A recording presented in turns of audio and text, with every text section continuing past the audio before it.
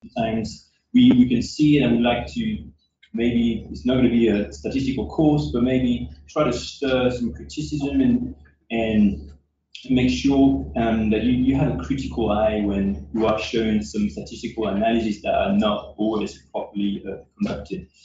So I hope you are in the mood for CAR-T cells today. My disclosure. Okay, so learning objectives.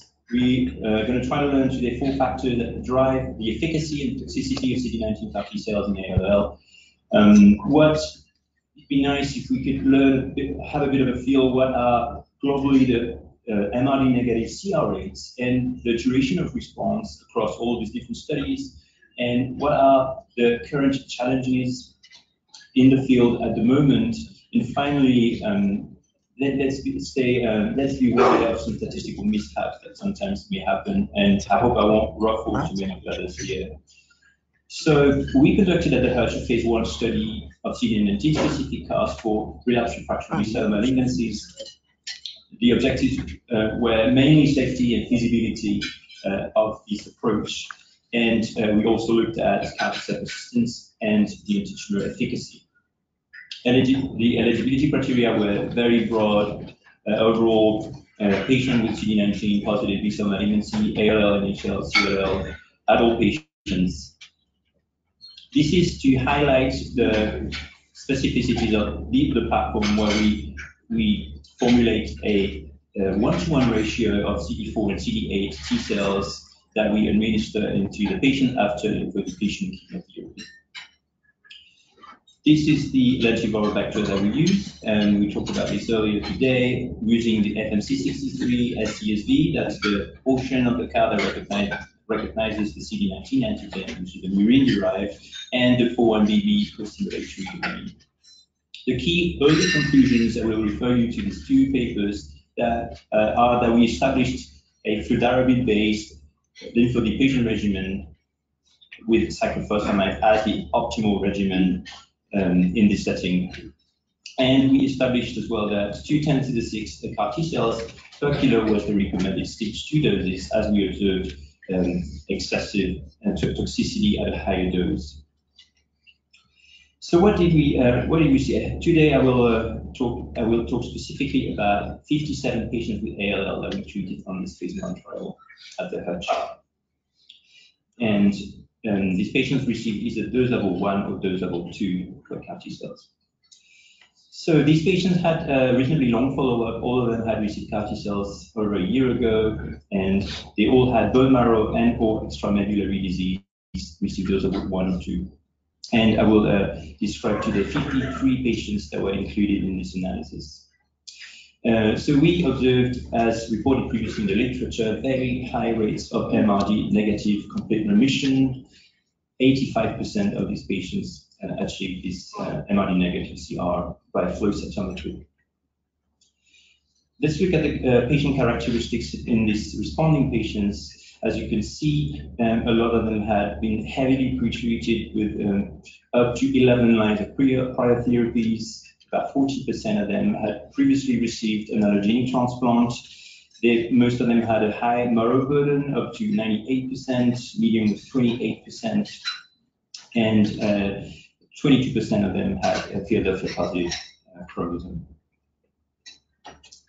We couldn't perform a multivariable analysis because of the limited numbers in patients who did not respond, but looking in this univariate analysis, we could see that some factors were associated with not achieving a response, for example, having CNS disease, and more strikingly, having a higher dose, receiving a higher dose of CAR-T cells. And very importantly, the CAR-T cell kinetic parameters were apparently key to achieve MRD-negative CR with very high buzz ratios and very low p-values, as you can see. Peak of CAR-T cells, ABC of CAR-T cells between day 0 and day 28. This is showing you, this is the same message, showing you the kinetics of CAR-T cells. This is actually the quantified CAR transcript in the peripheral blood between day 0 and day 60. As you can see, much better in vivo expansion is important to respond. And this is just showing you one time point. This is the peak of CAR-T cells comparing the responder to non-responding patients. Okay, so we kind of knew that already from our previous data, but we were very interested in looking at the long-term outcomes after CD19 CAR-T cells, and with a median follow-up of about 31 months, we observed in responding patients a 2-year event-free survival of 34% and of a 2-year overall survival probability of 48%. We did a landmark analysis at day 28, and using a CAR-T regression model, we looked at the factors that were impacting disease-free survival in these responding patients, trying to see what would be associated with long-term response. And we noted that some parameters that were tumor-related, such as the LDH serum levels prior to lymphodepletion, the platelet count prior to lymphodepletion, and the addition of fludarabine in the lymphodepletion regimen were associated, were impacting long-term disease-free survival. And this is classifying the patients according to these 3 different variables into a low risk or a high risk group. And as you can see, in patients with a low risk, the event-free survival probability at 2 years was exceptionally high, 78%, and the overall survival was 86%. Confounding this analysis is about 40% of patients actually received consolidation with an allogeneic transplant. And this is profoundly confounding this analysis and difficult to take into account. So one way to take that into account is to model, in the multivariable model, allogeneic transplant as a time-dependent variable. And that's what we did, including these previous 3 covariates that were impacting disease-free survival. And even though the p-value was rather high and not meeting standard statistical thresholds, we thought that a hazard ratio of 0.5 was still indicating a trend towards a beneficial effect of receiving an allogeneic transplant after CAR-T cell therapy. In conclusions, from this early phase 1 trial, we saw high rates of MRD-negative complete remission, 85% by flow cytometry, a strong association between the in vivo expansion of CAR-T cells and response, and in responders, a trend that maybe is a signal that allogeneic transplant may be beneficial to improve long-term outcomes. There are still challenges, obviously, in the field, and toxicity is clearly one of them. I will review in more details the toxicity of CAR-T cell therapy tomorrow, so I will go through this a little quickly. So cytokine release syndrome is a constellation of different symptoms, with fever being its primary hallmark, associated with cardiovascular symptoms as well. And in severe cases, that could lead to a multi-organ failure. Importantly, usually patients with very severe CRS strike a fever very early on, within the 12 to 36 hours, and that's a good prognostic, good predictor for patients that will develop severe cytokine release syndrome. And neurologic toxicity also includes a range of different symptoms, from simple headaches, which is not a very good symptom, not very specific, all the way up to delirium, seizures, and focal deficits. And quickly, overall, CRS of any grade occurred frequently on this phase 1 trial, 74% of patients. Same as neurotoxicity, about half of the patients developed neurotoxicity of any grade. And interestingly, there's an overlap between the 2 syndromes, and it's rare to develop severe neurotoxicity if you haven't developed severe cytokine release syndrome before. This is a complicated proportional odds model looking at the severity of cytokine release syndrome and different baseline factors. And the key message here is that the tumor burden, the type of lymphodepletion, and the dose of CAR-T cells are associated with the severity of cytokine release syndrome. And if we look at this probability curve, the higher the peak, the in vivo peak of CAR-T cells, the higher the toxicity. And this is a bit of a shame, because we have this bit of a paradox where we're trying to achieve the highest percentage of response, but we also know that it's associated with toxicity. Another challenge is clearly duration of response, and we've heard earlier on CD19 negative relapses and other possible mechanisms that can explain failure to respond or failure to stay in response after CAR-T cell therapy. And this is a little bit of an overwhelming table of the data today, but we're gonna go through that step by step. So this is looking at the main clinical trials with the Kymriah, using Yescarta, using JCAR14, JCAR15, and the HCAR-T19 as from the Suzo Medical University Center. So first, I think an important message. What's going on? Let's look at response. Overall, across trials, regardless if it's a pediatric trial or an adult trial, we see very high rates of MRD negative response. I would like to draw your attention that this is not an intention to treat response. This is the response rates are in infused patients, which can be a detail, but which can be important because you know that with some products you may experience manufacturing failures where the patient gets recapitalized, but you fail to create a product, a CAR-T cell product. And sorry about that.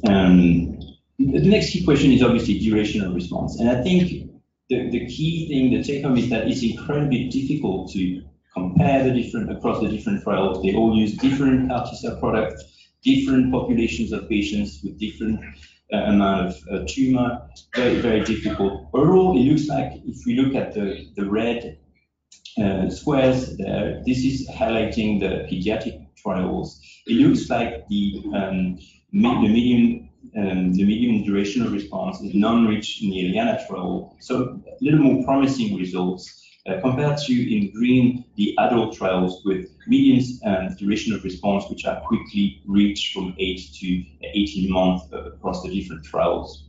So if we look a little more specifically, another confounding factor is obviously how many of these patients actually received the consolidation with an allogeneic transplant. And you can see huge variations across the trials from as little as 9% in the ILiANA trial up to 75% in the NIH trial. So now if we look at a simple signal that CAR-T cells may be curative in patients, if we look in the pediatric population, I think we have a very encouraging signal with in these two different trials, in the Plateau 2 from Seattle Children's, in the ILiANA trial, with a relatively limited percentage of patients who got an allogeneic transplant. Be careful as well when you look at the event-free survival on the left. This is in infused patients, and on the right it looks better, but it's only in responding patients. So that's actually duration of response. So the devil is always in the details, but you want to really pay close attention to these details. And what can be the role of consolidation allogeneic transplant? And here we have a very problematic analysis of this data using Kaplan-Meier analysis. We all know about Kaplan-Meier, but if you look on the left side, they have categorized the groups between receiving a transplant and not receiving a transplant, and they find a p-value that's bordering on significance. So that's not a good way of looking at it, and for numerous reasons, you don't know the status of these variables at the time of baseline. You can't see into the future, and you can't identify the patients who will actually get a transplant. Allogeneic transplant is a time-dependent event, so this creates an immortality bias where you're selecting responders and survivors in one of the arms, and a huge selection bias. So this is an improper use of Kaplan-Meier analysis. It's rampantly used across a lot of abstracts and studies, so be very critical when you see these kind of curves. That's very important. Another way of looking at it, this is data from the ILiANA trial, is to look at the role of transplant as a censoring for allogeneic transplant. So even though it's actually recommended in certain specific situations by the FDA, it's not really recommended, but it's allowed, this creates other sorts of bias that can under or overestimate the survival probabilities. So that's called informative censoring. There are a lot of publications about this. So this is not either an ideal way of looking at it.